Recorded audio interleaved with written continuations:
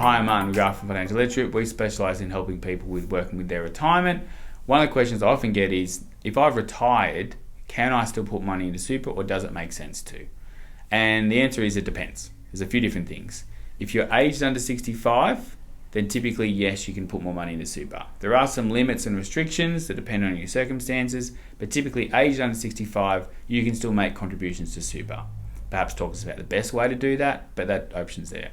If you're aged over 65 and up to 74 or 75, you often still can, as long as you're working, or you can meet what's called a work test. So you're doing some part-time work or self-employed work or something like that, you may still be able to contribute that money into super past the age of 65.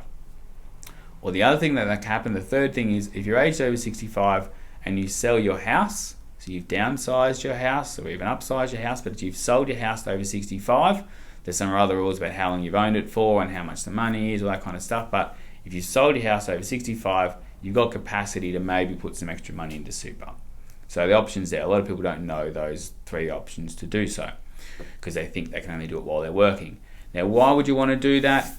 Again, it's important to check whether you can, but often one of the biggest things is for tax reasons. Money inside of super is taxed concessionally, and often for a lot of people it's taxed at nothing. There's no tax on their money inside of super, depending on how much you've got in there, so that's a big incentive. The more money you've got in there, the less money we're paying tax on. The other thing is, it's nice to have all your money in one spot and also invested correctly, so there's a bit diversified into other areas.